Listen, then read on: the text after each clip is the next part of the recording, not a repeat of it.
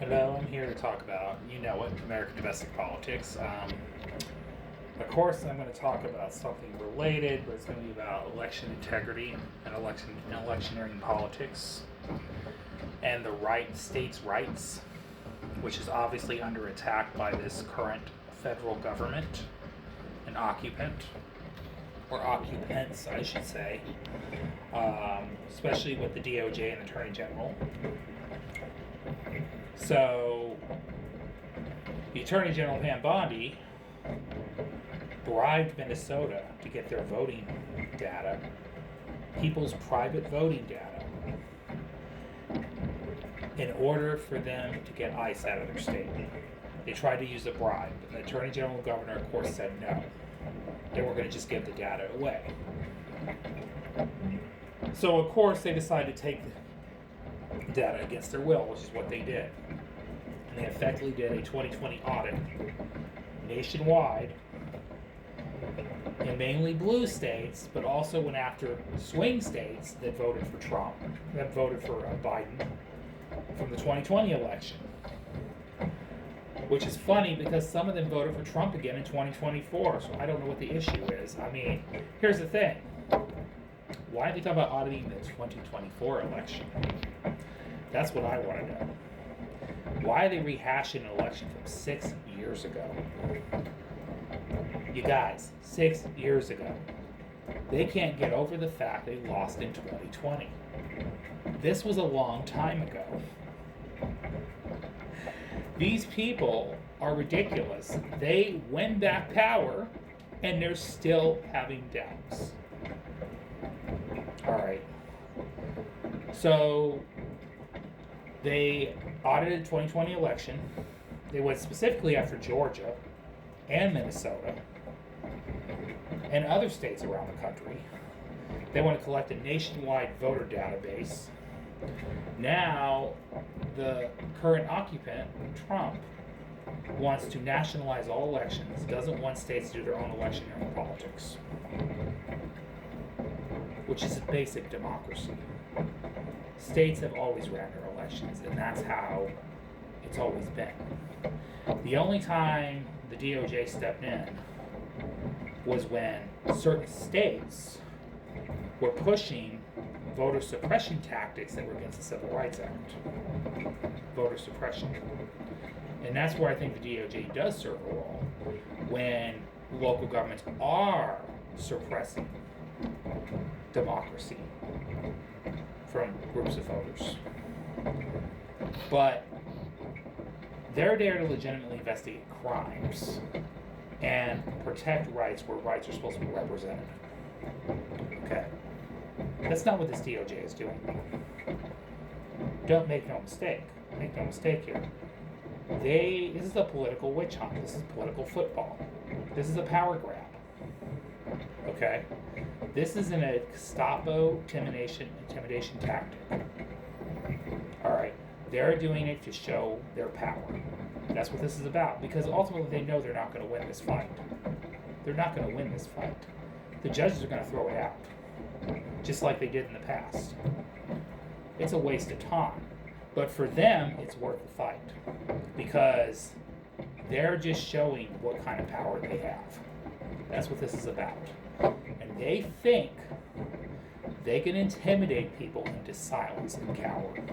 You know why? Because that's what they expect the Democrats to do. Because Democrats have done it time and time again. Okay. I don't think that's going to happen this time, though. I don't think that's going to happen. Because these people are going too far and pushing way too many buttons. Way too much. And I said, this guy will test people to the brink. He will test the principles of every voting individual in America right now. Every elected official. Regardless of what their politics are.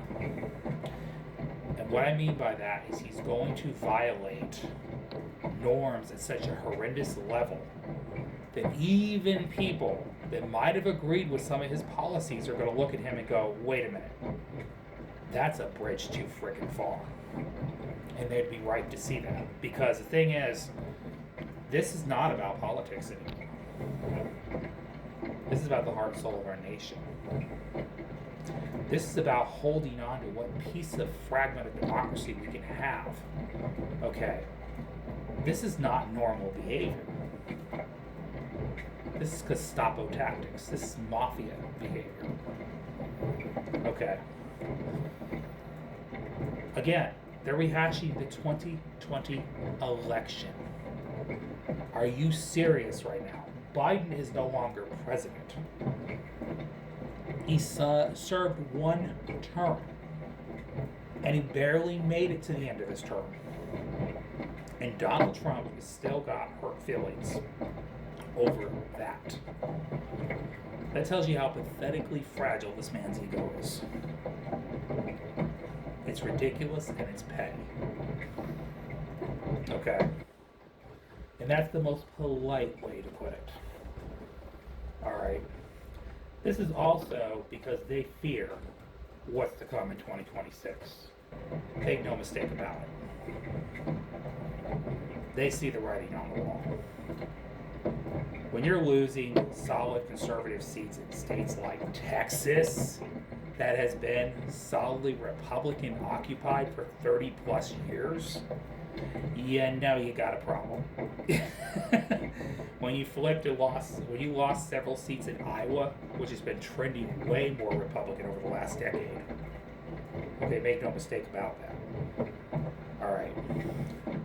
To suddenly start slightly edging back to the blue column. Alright.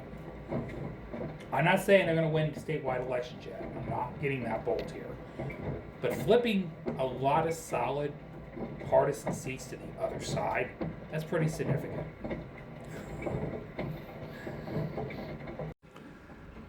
That's pretty significant. Make no mistake about it. Okay. Again, these are special elections. I don't want to read too much into it because the general election might turn out to be different because turnout will be higher. But the turnout was not that low in these elections. I know they're going to try to tell you that, but all they had to do was look at the cross-tab of voters and how many people voted.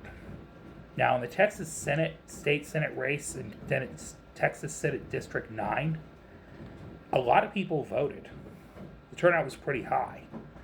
And the math showed Republicans still outnumbered Democrats 2-1.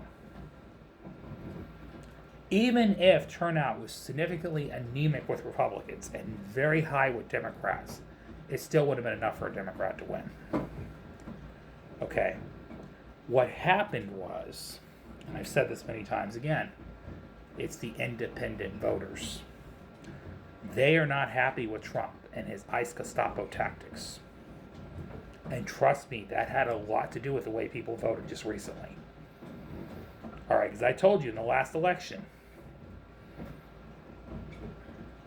in the runoff, he was leading the pack, the Democratic candidate, in that state Senate seat. 2 Republicans were splitting the vote, though. So it showed that the Republicans consolidated their vote. They still could have won. I'm telling you right now, what happened recently had a lot to do with what just happened at State Senate District 9. Okay. Alright, I'm going to continue on in my next video. See y'all later. Have a great day. Have a great night. Love y'all. Bye.